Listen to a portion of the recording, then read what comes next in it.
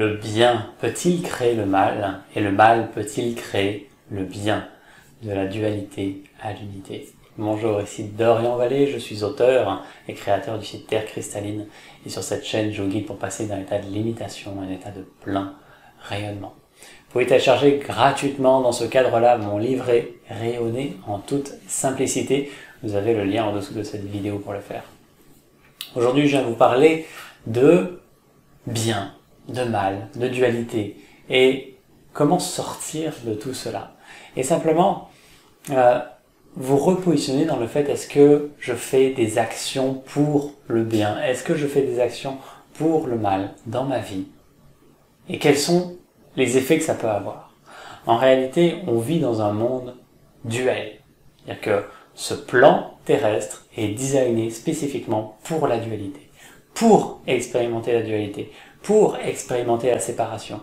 Peut-être qu'un jour, ce contexte n'aura plus lieu d'être et ça cédera la place à autre chose. Mais à aujourd'hui, c'est comme ça que ça se passe. Et il n'y a rien à l'extérieur que l'on puisse faire pour sortir de ça. On peut essayer de construire un monde meilleur, on peut essayer d'entrer dans une Terre 5D, etc. Mais à l'instant T, il y a la dualité.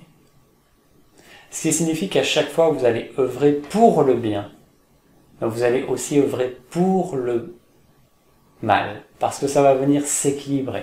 C'est toujours la dualité, va toujours chercher à rester en équilibre. Dès qu'il y a un côté de la balance qui penche, l'autre côté va venir compenser.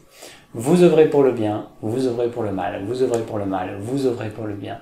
Mais en même temps, évidemment, si vous œuvrez pour le bien autour de vous, oui, le bien va grandir autour de vous, vous allez avoir l'impression d'attirer, donc pas qu'une impression, ça va être réel, vous allez attirer plus de bien autour de vous, très certainement, sauf s'il y a des mémoires associées à d'autres choses qui font que vous attirez aussi le mal. Mais d'une façon générale, si vous focalisez que toutes vos énergies sont tournées vers le bien, vous allez créer le bien autour de vous.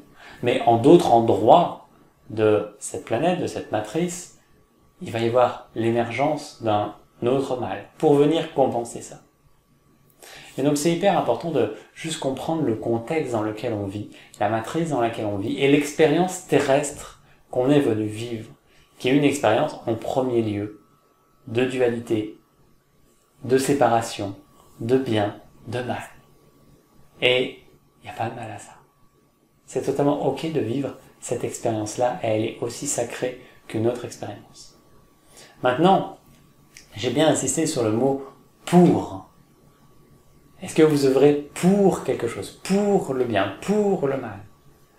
Et donc l'invitation, c'est juste de revenir à simplement être ce que je suis. Et laisser la vie œuvrer à travers moi, souffler à travers moi, et faire que simplement chacune de mes actions soit empreinte de ce que je suis, peu importe ce qu'elles sont. Et il n'y a pas de teinte envers c'est bien ou c'est mal. J'aime bien prendre des exemples de grands maîtres de certaines traditions, plutôt dans les arts martiaux par exemple, où certains font des choses très dures. Par exemple, certains peuvent aller jusqu'à tuer certains disciples. Enfin, dans certains contes, c'est comme ça que c'est raconté, parce qu'il y a un moment juste où il faut le faire, parce qu'il y a un moment où c'est inévitable, parce qu'il y a un moment où c'est comme ça que ça doit se faire. Et donc, bien sûr, certains maîtres peuvent être détestés pour cela.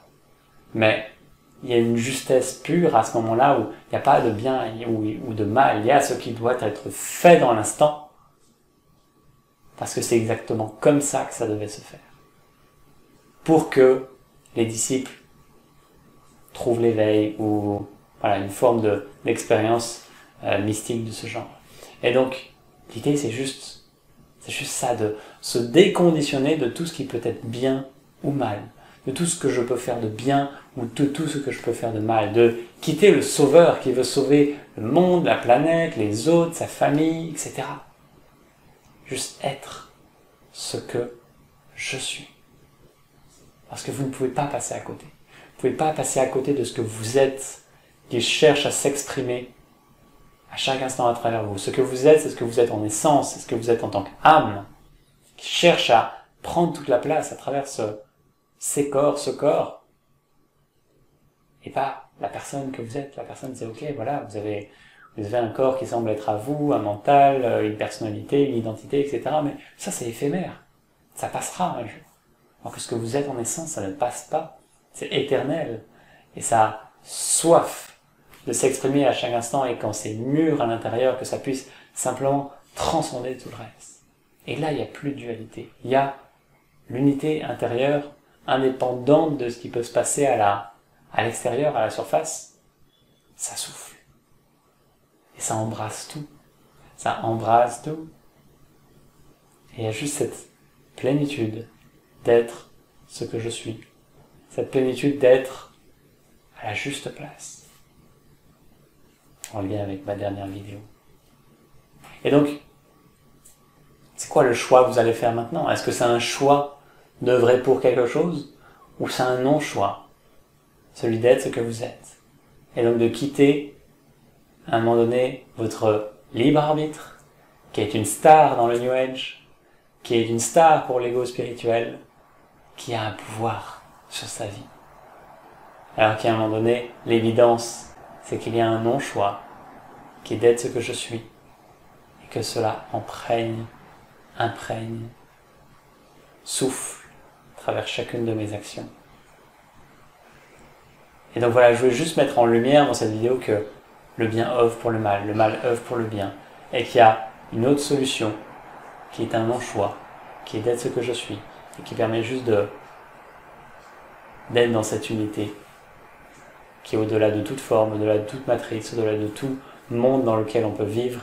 Il n'y a pas besoin d'attendre que le monde dans lequel on vive soit beau, merveilleux et en harmonie avec toute la galaxie pour être soi et être en paix ici et maintenant. J'espère que ce message vous inspire. Il y aura la reconnexion cristalline, on est le 19 aujourd'hui, il y aura la reconnexion cristalline demain, jeudi 20 août à 20 h. Si vous en avez l'appel, ça sera une grande joie de vous retrouver pour ce moment de communion, de processus méditatif qui permet vraiment de se reconnecter à sa nature véritable, divine, cristalline, christique, et qui permet de rayonner pleinement ce que je suis, ce que vous êtes au quotidien. Je vous souhaite de vivre une merveilleuse journée. Donc bien sûr, vous avez les liens aussi en dessous de cette vidéo pour ça. Vivez une merveilleuse journée et je vous dis à très bientôt. Namaste.